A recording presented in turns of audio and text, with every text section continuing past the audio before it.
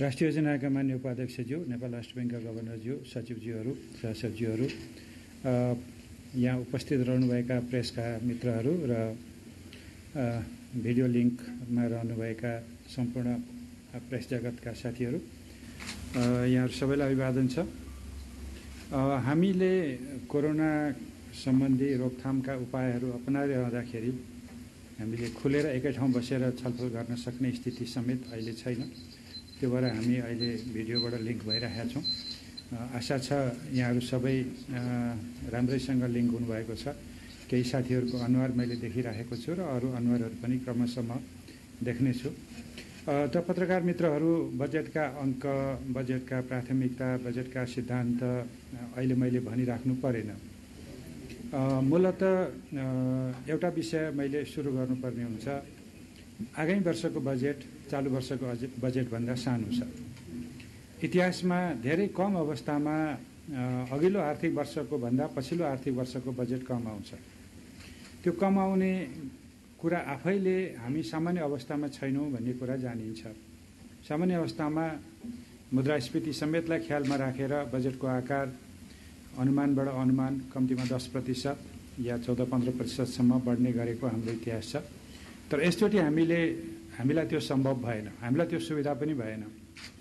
हामीलाई उच्च आर्थिक वृद्धि हासिल गरिरहनलाई अत्यन्त धेरै लगानी गर्नुपर्छ र निजी क्षेत्रको लगानीलाई प्रोत्साहित गर्ने गरी सार्वजनिक क्षेत्रको लगानीलाई पनि अगाडि बढाउनुपर्छ। यो सामान्य सिद्धान्तै हो। निजी क्षेत्रको लगानीलाई ट्रेड अफ नगर्ने गरी, क्राउड आउट नगर्ने गरी, बरु क्राउड इन अथवा परिपूरक भूमिका निर्वाह गर्ने गरी सरकारको खर्च र लगानी बढाउनु पर्थ्यो।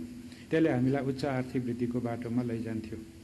तर यसचोटि हामी नयाँ परिस्थितिमा आइपुगेका छौँ जसमा जीवन रक्षा हाम्रो लागि पहिलो प्राथमिकता भएको छ र जनजीवनलाई सामान्य तुल्याइराख्ने र त्यसको आधारबाट आगामी वर्षहरूमा हामीले आर्थिक विकासलाई तीव्र गर्न सक्ने शक्ति सञ्चय गर्नुपर्ने बेला अहिले छ। त्यही शक्ति सञ्चय गर्नुपर्ने बेला भएकोले कहिलेकाहीँ दुई फड्को अघि मार्नलाई एक फड्को पछि पनि हट्नुपर्छ र मैले संयमताका साथ आगामी वर्षको बजेट चालु वर्षको बजेटभन्दा करिब 4% कम विनियोजन गर्ने, कम प्रस्ताव गर्ने कुरा गरेको छु। यसको पछाडिका 2-3टा तर्कहरू मैले राख्नुपर्ने हुन्छ। एउटा, हामी अत्यन्त तरल अवस्थामा छौँ कोरोना सङ्क्रमणको हिसाबले। मुलुकभित्र मात्रै होइन, हाम्रा अन्तर्राष्ट्रिय व्यापार, अन्तर्राष्ट्रिय लगानी, पर्यटकहरूको आवागमन, श्रम बजार र त्यसबाट उत्पन्न हुन सक्ने आर्थिक परिसूचकहरू विश्वव्यापी, क्षेत्रीय र राष्ट्रिय, त्यसको आधारबाट हामीले अर्को वर्ष कस्तो हुन्छ भन्ने अहिले पूर्वानुमान गर्न कठिन छ। अहिले विश्वका ठुला अर्थशास्त्रीहरू पनि यो कुरो भनिरहनु भएको छ कि हामीले कोरोनाको जोखिम र कोरोनाबाट हुने अर्थतन्त्रको असर यति ओरसम्म आइपुग्ला भन्ने हामीलाई पनि लागेको थिएन भनि नै रहनु भएको छ।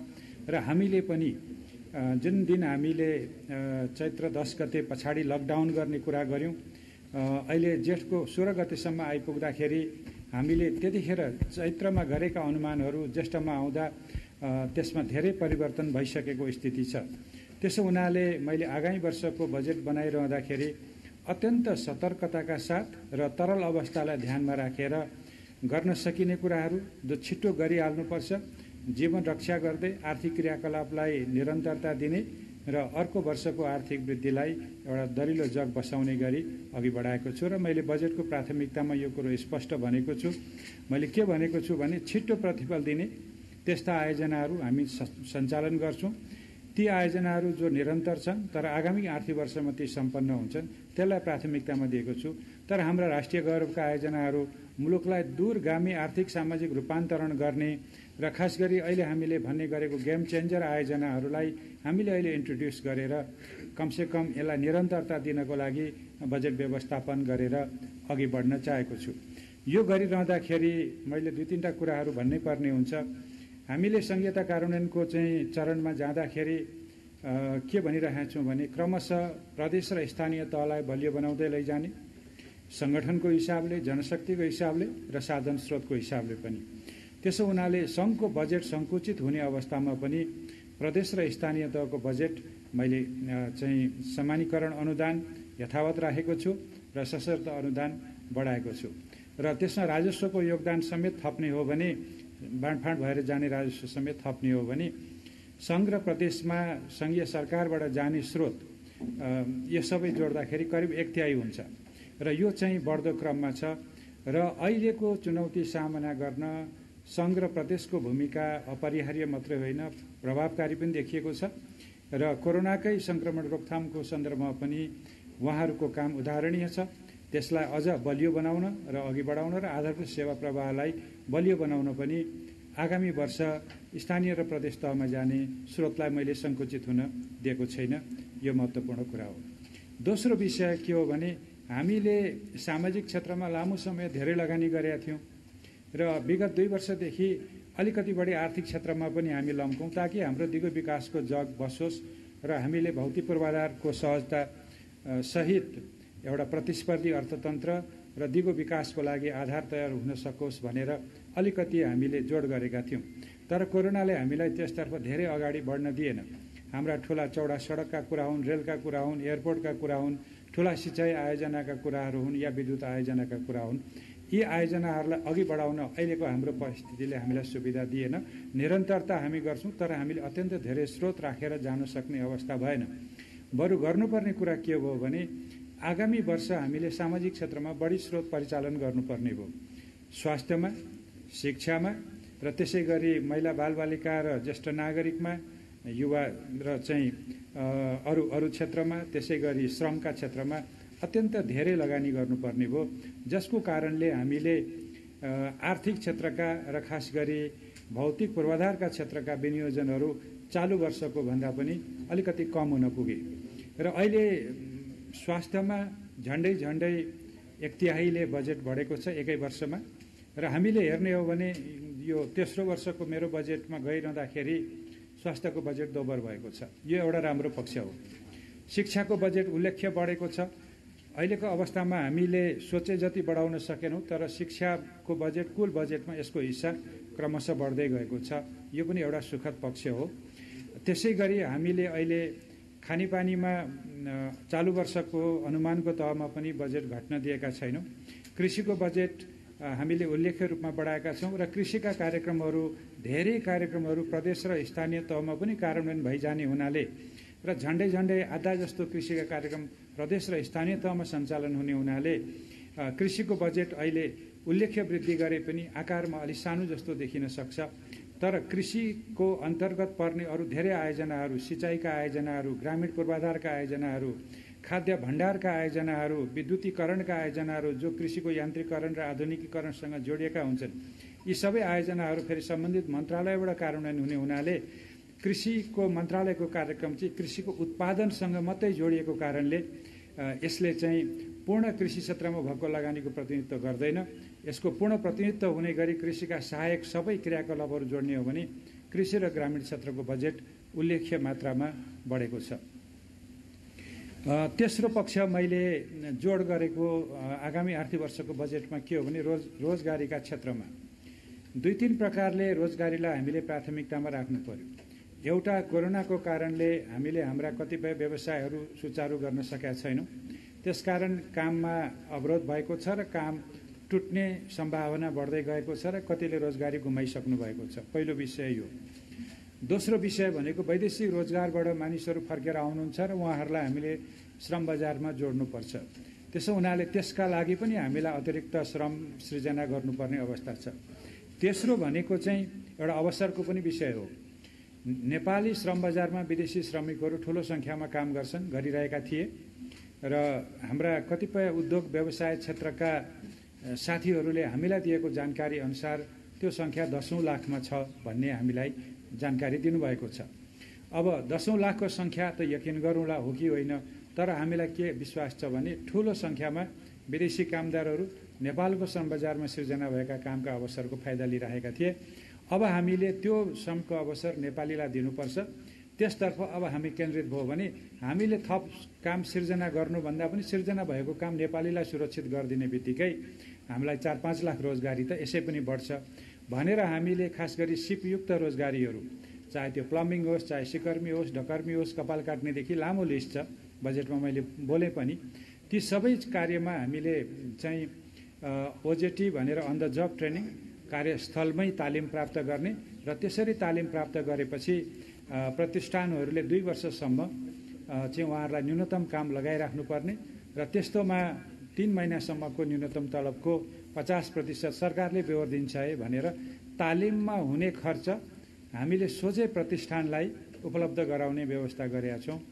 त्यो बाहेक अरू सबै मन्त्रालयहरूको कार्यक्रममा पनि रोजगारी कहाँ बढी सृजना हुन्छन् त्यसतर्फ केन्द्रित गर्ने हामीले प्रयास गरेका छौँ। त्यसै गरी नेपाल राष्ट्र ब्याङ्कबाट प्रवाह हुने पुनर्कर्जा होस्, ब्याङ्क तथा वित्तीय संस्थाहरूबाट प्रदान हुने कर्जामा स्वरोजगार हुन सक्ने गरी कर्जा प्रवाह गर्न सक्ने व्यवस्था होस्, या अरू कृषिको अथवा लगायत अरू कतिपय क्षेत्रको चाहिँ जोखिम कम गरेर बिमाको माध्यमबाट व्यवसाय गर्नलाई प्रोत्साहित गर्ने काममा होस्, यति धेरै क्षेत्रमा हामीले रोजगारीका कार्यक्रमहरू अघि बढाएका छौँ र हामीले क्षेत्रगत रूपमा यो लक्ष्य तोकेका छौँ।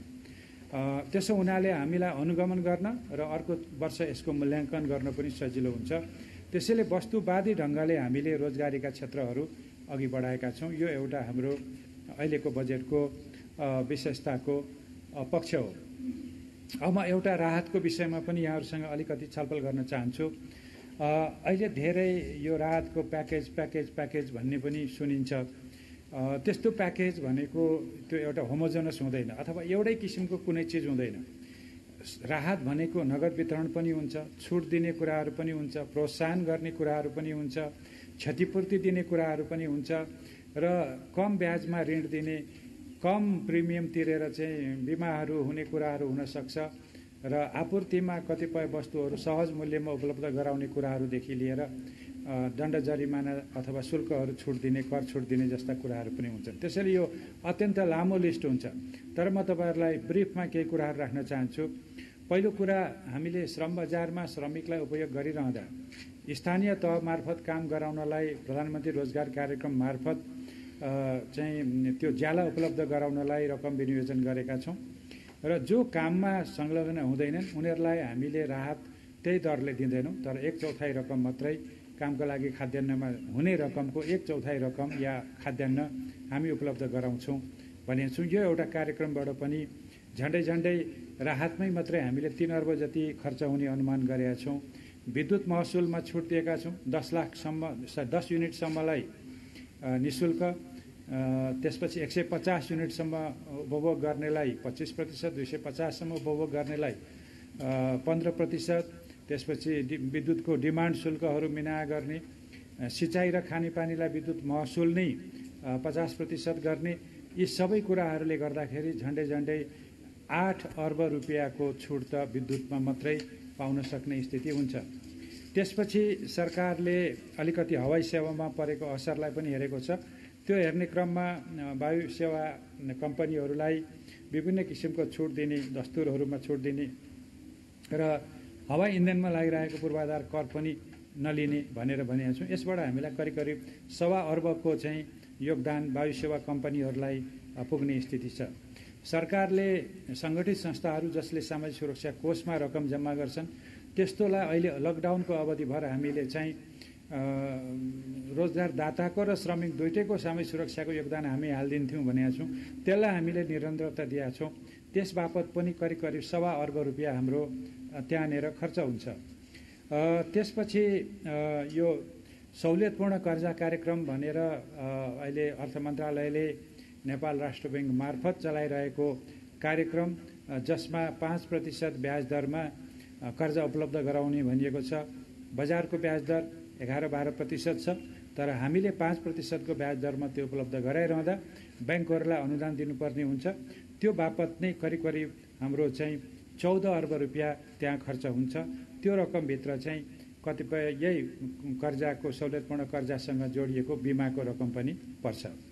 त्यसपछि नेपाल राष्ट्र ब्याङ्कले आफैले 1 खर्बको पुनर्कर्जा सुविधा भनेको छ र त्यो पुनर्कर्जा सुविधा बजारको ब्याज दर र पुनर्कर्जा उपलब्ध हुने ब्याज दरको फरक हेर्ने हो भने झन्डै 20 अर्बको प्याकेज चाहिँ नेपाल राष्ट्र ब्याङ्क मार्फतै परिचालित हुने अवस्था छ।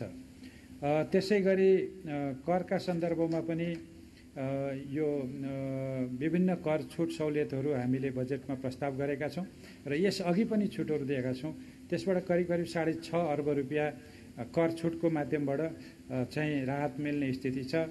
र तपाईँहरूलाई थाहा छँदैछ हामीले खाद्यान्नहरूको बिक्री वितरणमा 10% छुट दिने भनेका छौँ। त्यसको बिक्री पनि बढिरहेको छ र अहिले चाहिँ सहुलियत पसलहरू हामी विस्तार गर्ने कुरा गरिरहेका छौँ। यो सबै गर्दाखेरि 50 करोडभन्दा बढी त्यसमा खर्च हुने स्थिति मैले देखिरहेको छु। यसरी समग्रमा हेर्ने हो भने हाम्रो चाहिँ झन्डै 55 देखि 60 अर्ब रुपियाँ त हामीले यो राहतको रूपमा खर्च गर्नु परेको छ। त्यसैले मैले अघि नै भने जीवन रक्षा गर्ने सन्दर्भमा अनुदान राहत भन्ने कुराहरू गौण हुन आउँछन्। यो गर्नुहुन्छ हुँदैन भन्ने सैद्धान्तिक बहसका दिन अब गए। पहिले हामीले अनुदान भन्यो भने अनुदान दिने कुरा राज्यले गर्यो भने यो वितरणमुखी, यो काम नलाग्ने, यो सरकार टिक्न नसक्ने कुरा हो भन्ने गरिन्थ्यो। ती दिनहरू गए। विश्वव्यापी रूपमा अहिले फेरि राहत र अनुदानलाई अघि नबढाउने हो भने जनजीवन सुरक्षित गर्न सकिँदैन। आर्थिक क्रियाकलापलाई हामीले न्यूनतम स्तरमा पनि पुँजी क्षय हुन नदिइकन राख्न सकिँदैन र सम्पूर्ण व्यवसायको मनोबल गिर्यो भने फेरि उठाउन सकिँदैन भन्ने धारणा अघि बढाए अनुरूप हामीले यति धेरै राहतका कुरा अघि बढाएका छौँ। अब म केही सामान्य कुराहरू यहाँहरूसँग राख्न चाहन्छु। ती कुराहरू भनेको चाहिँ हामी रोजगारी कहाँ कसरी केन्द्रित गर्दैछौँ भनेर जान खोजेको छु। खास गरी अहिले प्रधानमन्त्री रोजगार कार्यक्रममा हामीले अलिकति परिमार्जन पनि गर्ने र परिमार्जन गरिरहँदाखेरि ठोस काम गर्ने र 100 दिनै काम गर्ने परिस्थिति सिर्जना गर्ने, स्थानीय विकास निर्माणमा चाहे ठुला हुन् या साना हुन् सबै प्रकारका चाहिँ आयोजनाहरूमा र आफ्नो गाउँ आफै बनाउको मोडलमा जनपरिचालन र श्रमशक्ति दुइटै परिचालन गरेर जनप्रतिनिधिहरू समेत लागेर यो चाहिँ विकासको प्रक्रियालाई अघि जाने। त्यो भनेको फेरि स्थानीय साना मसिना कामहरू नै हुन्छन्। यी सबैमा हामीले 2 लाख रोजगारीको कुरा गरेका छौँ। साना किसान कर्जा कार्यक्रम छ। साना किसान विकास बैंक मार्फत सहकारीहरूलाई दिइने कर्जा हो यो। एसियाली विकास बैंकले दिएको ऋणलाई हामीले अनलेन्डिङ गरेको हौँ साना किसान विकास बैंकलाई र त्यहाँ करिब 3 अर्ब 60 करोड बजेट विनियोजन हुँदा करिब 40,000ले थप रोजगारी पाउँछन्। युवा स्वरोजगार कर्जाको थप प्रभावबाट 12,000ले रोजगारी पाउँछन्। अनि गरिबका लागि लघु उद्यम लगायतको उद्योग क्षेत्रका कार्यक्रम उद्योग मन्त्रालयले सञ्चालन गर्छ। त्यसमा करिब 1,30,000 मान्छेले रोजगारी पाउँछन्। वन पैदावारमा आधारित रोजगारी कार्यक्रमबाट अर्को 30,000ले रोजगारी पाउँछन् र गरिबी निवारण कोषको करिब 19 अर्ब रुपियाँ निष्क्रिय बसेको छ। 32,000 भन्दा बढी सामुदायिक संस्थाहरू छन्। त्यो पैसा सामुदायिक संस्थाहरूले सहकारीको माध्यमबाट परिचालन गरेर स्थानीय विकास निर्माण र स्थानीय उत्पादन कार्यमा लगाउनु भयो भने करिब 1.5 लाख रोजगारी त्यहाँबाट सृजना हुन्छ र यो प्राविधिक व्यावसायिक शिक्षा तालिम जो श्रम बजारसँग जोडेर गरिन्छ, नयाँ सिप सिकेका व्यक्तिहरू श्रम बजारमा आउँछन्, त्यसबाट करिब 50,000 थप रोजगारी सृजना हुन्छ र हामीले प्रदान गर्ने अरू छोटो अवधिका सिपमूलक तालिमहरू कतिपय तालिमहरू उद्योगबाट हुन्छन्, कति श्रमबाट हुन्छन्, कति सिटिभिटीबाट हुन्छन् र कति श्रमबाट पनि हुन्छन्। यी सबै जोड्दाखेरि छोटो अवधिको तालिमबाट पनि घटीमा 50,000 र अहिले हामीले 50 करोड पुँजीबाट नवप्रवर्तन सुरुवाती पुँजी भनेर च्यालेन्ज फन्डको व्यवस्था गरेका छौँ। त्यो पुँजी परिचालन गर्नुभयो भने करिब 2,000 त्यहाँ पनि रोजगारी सृजना हुन्छ र यसरी अब सहुलियतपूर्ण कर्जा कार्यक्रमबाट त मैले अघि भनिहालेँ त्यो अत्यन्त ठुलो अनुपातमा त्यो जाँदा र राष्ट्र ब्याङ्कबाट लघु वित्त लगायतका अरू कार्यक्रमहरूबाट जाँदाखेरि 7-8 लाख रोजगारी घटीमा सृजना गर्नुपर्छ र रोजगारी सृजना गर्नु अहिलेको बजेटको पहिलो दायित्व हो। जीवन सुरक्षा गर्दै श्रमलाई काममा जोड्ने र हाम्रो जनसाङ्ख्यिक लाभको चाहिँ मुलुकले फाइदा लिन सक्ने गरी श्रमलाई परिचालन गर्ने, त्यसरी बजेट जान खोजेको छ। अब म अलिकति राजस्वको बारेमा यहाँहरूसँग छलफल गर्न चाहन्छु। राजस्वमा यसचोटि हामीले धेरै परिवर्तन गरेका छैनौँ। मूल कुरा 2-3टा प्रिन्सिपल छ राजस्वको हाम्रो। पहिलो के हो भने आन्तरिक उत्पादनलाई राजस्वको मुख्य आधार बनाउँदै जाने र आयातित वस्तुमा लागेको करको आधारबाट राजस्व प्रणालीलाई निर्भर गराउने कुरा अलिक कम गर्दै जाने। त्यसमा हामीले केही सफलता 2 वर्ष 3 वर्ष हासिल गर्दै आएका हौँ। तर यो वर्ष हामीलाई त्यति धेरै अवसर भएन। आर्थिक क्रियाकलापहरू आन्तरिक रूपमा पनि सङ्कुचित भए। अब बाह्य रूपबाट आउने आयात त घट्यो, आन्तरिक क्रियाकलापहरू पनि शिथिल भएका छन्। त्यसकारण हामीले आन्तरिक क्रियाकलापलाई थप कर लगाएर करको बोझ थप्न चाहेका छैनौँ। त्यसै कारणले मूल्य वृद्धि कर यथावत छ, आयकरका दरहरू यथावत छन्, सामान्य नमिलेका कतिपय कुराहरू मिलाउने बाहेक धेरै ठाउँमा हामीले कर तिर्ने अवधि बढाइदिएका छौँ। अहिलेसम्मको कर दायित्व फरफारक गरेमा छुट दायित्वहरू छुट दिनुपर्ने कुराहरू, ब्याज लगायतका दण्ड जरिमानाहरू छुट दिने कुराहरू गरेका छौँ। त्यसले गर्दा चाहिँ आन्तरिक राजस्वमा अहिले धेरै परिवर्तनको स्थिति रहेन। बरु अन्तशुल्क लाग्ने 1 दर्जन जति वस्तुहरूको अन्तशुल्क घटाइएको छ र यो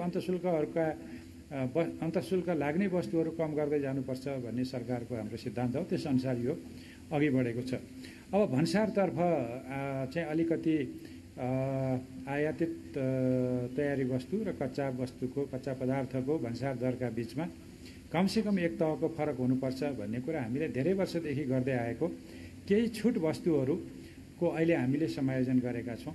मूलत कच्चा पदार्थकै रूपमा ती वस्तुहरू प्रयोग हुने तर उपभोग्य वस्तुको रूपमा प्रयोग पनि हुन सक्ने वस्तुहरूलाई चाहिँ हामीले फेरि उपभोग्य वस्तुलाई कुनै अर्को उद्योगको लागि कच्चा पदार्थ हो भन्दैमा छुट दिन सकिँदैन।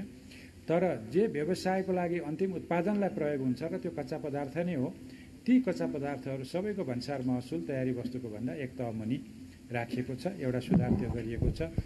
दोस्रो कुरा चाहिँ पेट्रोलियम पदार्थको मूल्य हो र त्यसै गरी जोडिएको पेट्रोलियम पदार्थको भन्सार महसुल र सुनको महसुल हो। हामी छिमेकी मुलुकहरूसँग, खास गरी दक्षिणको छिमेकी मुलुकसँग व्यापार र चाहिँ आवागमनको हिसाबले ठुलो आबद्धतामा छौँ। त्यहाँ र नेपालको बीचमा वस्तु र सेवाका मूल्यहरू फरक भइरहँदाखेरि हामीलाई सीमावर्ती क्षेत्रमा कारोबार सम्हाल्न अथवा अव्यवस्थित कारोबारलाई व्यवस्थित गर्न कठिनाइ हुन्छ। अहिले नेपाल र भारतको बीचमा पेट्रोलियम पदार्थको करको दरमा अत्यन्त धेरै फरक भएको हुनाले नेपालमा पेट्रोलियम पदार्थ छिमेकी सीमा पारी भन्दा धेरै सस्तो, अवस्था हेरी 20 रुपियाँदेखि 30 रुपियाँसम्म नेपालमा सस्तो हुने, जसले गर्दा नेपालको सीमा क्षेत्रबाट अत्यन्त धेरै पेट्रोलियम पदार्थ चोरी निकासी हुने अथवा सवारी साधनै यता आएर लिएर जाने स्थिति हो। हामीले यो अवस्थालाई सम्बोधन गर्न केही समय अगाडि पूर्वाधार विकास करमा 5 रुपियाँ थप्यौँ र 10 रुपियाँ बनायौँ। त्यो यथावतै छ।